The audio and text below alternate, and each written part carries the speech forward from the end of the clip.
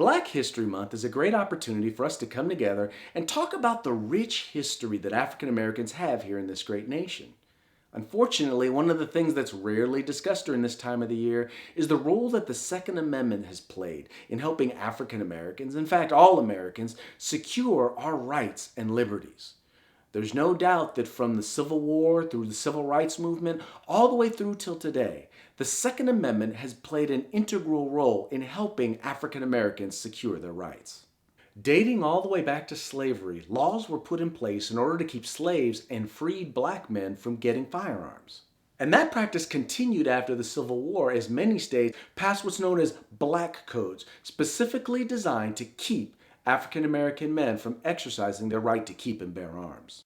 It was the passage of these laws and the proliferation of violent actions against African Americans that spurred the creation of one of the most unlikely civil rights groups of its time, the NRA.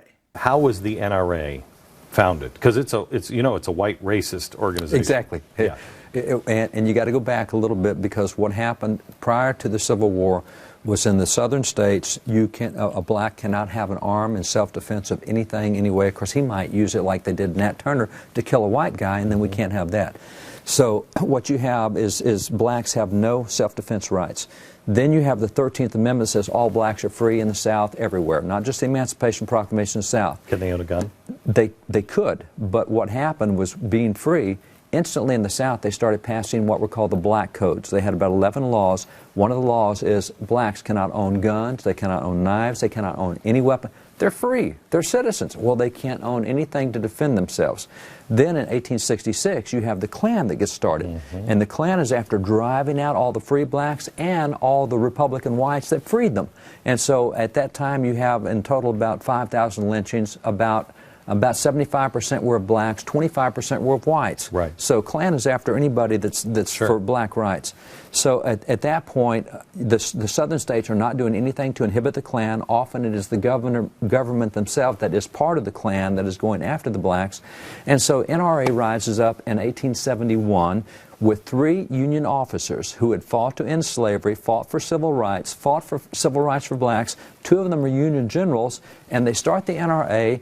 And part of the reason is they want blacks to be able to defend themselves individually, use their individual right of self-defense against the Klan, because the government's doing nothing to stop it. In fact, the civil rights movement is full of examples of black men using the Second Amendment in order to defend all civil rights for all people. For example, in 1964, the desegregation of Jonesboro, Louisiana High School was threatened when an angry mob showed up, complete with support from law enforcement with fire hoses. But then 4 African American men showed up with shotguns, and without firing a shot, the crowd eventually backed down and law enforcement moved aside to allow the students to pass. These 4 men were members of an organization known as the Deacons for Defense. They were everyday citizens who got together and organized in order to defend themselves and their community against the tyranny and violence of the Ku Klux Klan.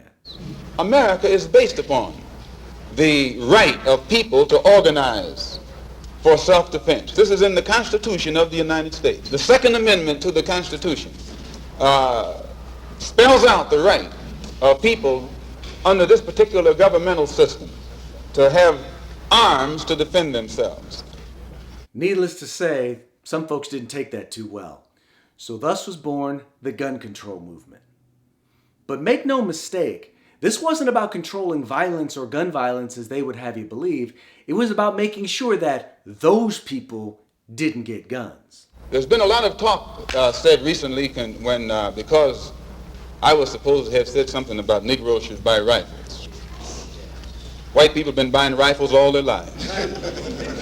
No commotion.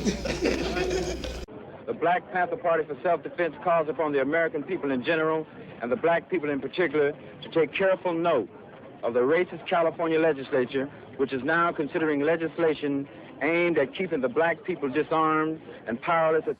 For black Americans, we know that gun control has ultimately been about people control. It sprouts from racist soil, be it after or during the infamous Dred Scott case, where black man's humanity was not recognized. And the beauty about some racists, is that sometimes they're blatantly honest.